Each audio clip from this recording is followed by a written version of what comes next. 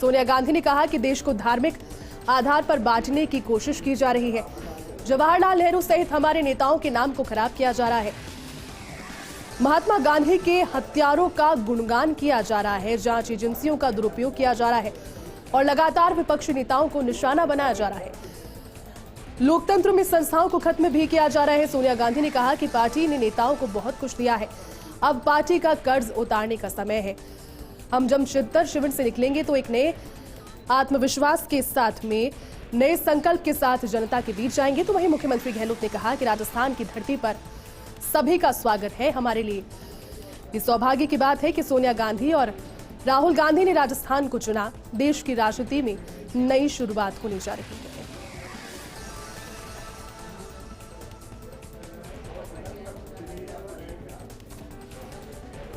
तो देखिए तस्वीरें आपको 3 दिखा रहे हैं उस समय की तस्वीरें जब सोनिया गांधी पहुंची, राहुल गांधी उनके बाद पहुंचे, प्रियंका गांधी भी साथ में आई। और देखिए अमृत के लिए कांग्रेस का नव संकल्प रूपी मंथन जो है वो शुरू आज विधिवत हो गया है। संबोधन यहां पर सोनिया गांधी का आपने सुना। उन्होंने कहा कि इस समय देश के लोकतंत्र के साथ जो खिलवाड़ किया जा रहा है, देश को बांटने की राजनीति शुरू की जा रही है, लेकिन जरूरत इस समय में यही है कि कांग्रेस के अस्तित्व को और मजबूती दी जाए और साथ ही साथ कांग्रेस ने, पार्टी ने कार्यकर्ताओं को जो भी आज तक दिया है, जितने भी गुडविल्स पार्टी कार्यकर्ताओं को दिए हैं, उन्हें अब चुकाने का समय आ गया है। मेवाड़ की धरा पर दिग्गज जुटे हुए हैं और नव संकल्प की तैयारी यहां पर सभी कर रहे हैं। नव संकल्प होगा, देखिए 3 दिवसीय ये चिंतन शिविर, जिसके बाद में नव संकल्प के तहत मंथन पर अंत दिन में जो 16 मई का दिन है उस दिन विचार विमर्श किया जाएगा, जिसके बाद राहुल गांधी का संबोधन भी रहेगा। तो कांग्रेस के 3 दिवसीय चिंतन शिविर की शुरुआत हो गई है और पहले दिन कांग्रेस के नेताओं को संबोधित किया सोनिया गांधी ने। इस दौरान उन्होंने भाजपा और आरएसएस की नीतियों पर जमकर हमला बोला। कहा कि इन्हीं नीतियों की वजह से देश जिन चुनौतियों का सामना कर रहा है उस पर विचार करने के लिए ये शिविर एक अच्छा अवसर है।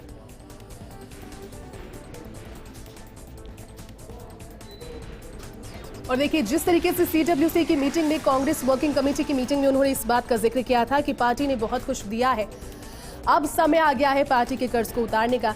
उसे आज फिर से उन्होंने अपने संबोधन में रिपीट किया।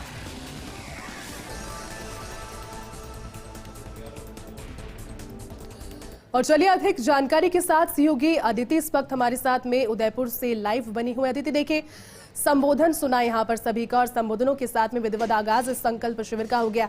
16 मई को जो शिविर का एक तरीके से कहा जा सकता है जीस्ट ऑफ द शिविर और जो कंक्लूजन निकलेगा उसके बाद में राहुल गांधी का संबोधन होगा। लेकिन आज सोनिया गांधी को जब हमने सुना, उन्होंने कहा, उस चीज को रिपीट किया कि पार्टी बहुत ज्यादा कर चुकी है कार्यकर्ताओं के लिए, आज तक आगे भी करेगी, लेकिन फिलहाल कार्यकर्ताओं का ये टर्न है, उनका अब कर्तव्य है पार्टी के कर्ज को चुकाने का। क्या कहेंगे इसको लेकर?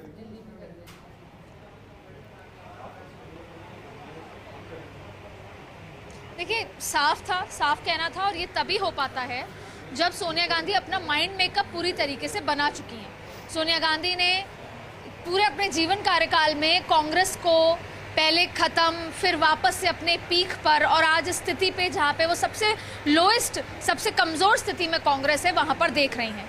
सोनिया गांधी ने वो बड़े डिसीजंस होते देखे हैं अपनी आंखों के सामने, जब उनकी जो इंदिरा गांधी ने तब या उनके जो राजीव गांधी थे, उन तमाम लोगों ने अलग अलग तरीके के कांग्रेस के लिए कड़े से कड़े फैसले लिए थे और वो समय भी आया था जब कांग्रेस अपनी पीक पर थी।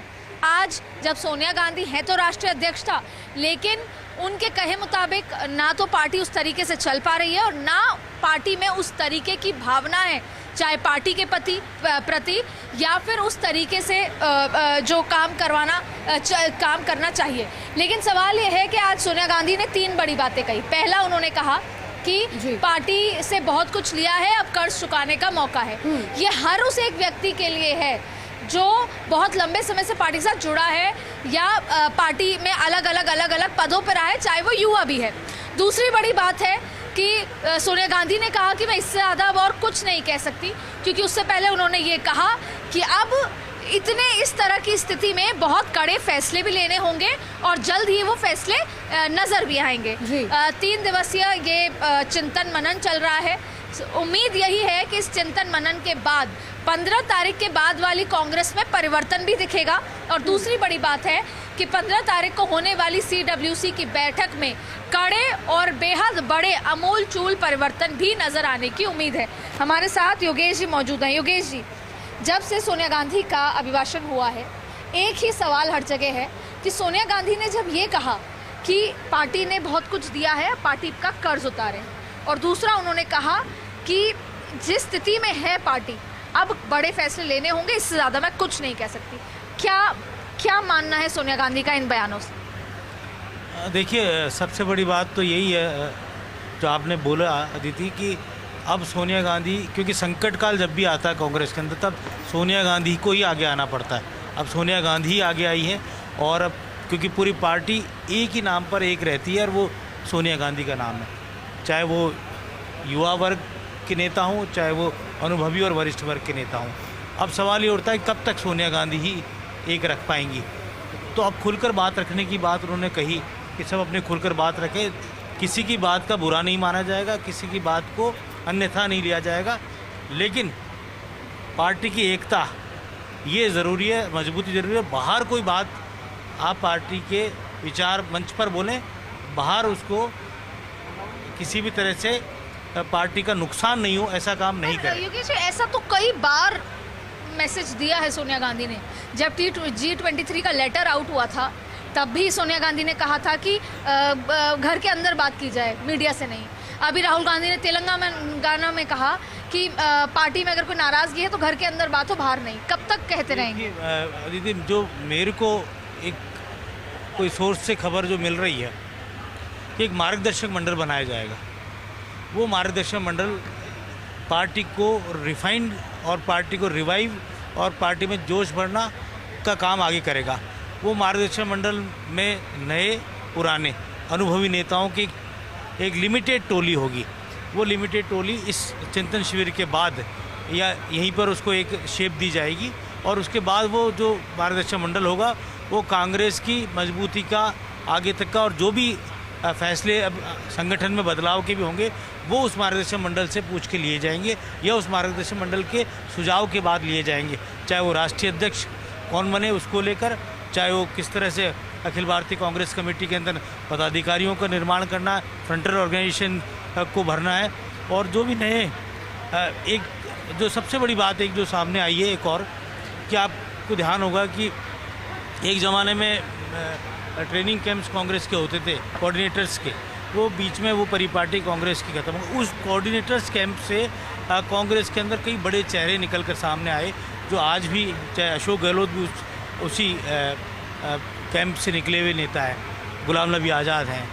अब फिर से कुछ इसी तरह का किया जाना है, क्योंकि एक बात सबको खटक रही है कांग्रेस के अंदर कि विचार का फॉल्स हो रहा है, विचार डाउन जा रहा है, कांग्रेस का जो विचार है वो कमज़ोर हो रहा है। तो एक विचारधारा को मजबूत करने की आवश्यकता है। दूसरी ओर भाजपा का विचार वो तेज़ी से फैलाव कर रहा है, वो दुनिया की सबसे बड़ी राजनीतिक दल बन गया है। तो उस विचारधारा, कांग्रेस की विचारधारा उसके मुकाबले तक पहुँचे, वो कोशिश है। यही वजह है योगेश जी कि हम सड़कों पे जो पोस्टर देख रहे हैं उसमें लाल बहादुर शास्त्री क्या मानते थे कांग्रेस को, जो महात्मा गांधी क्या सोचते थे या नेहरू क्या सोचते थे।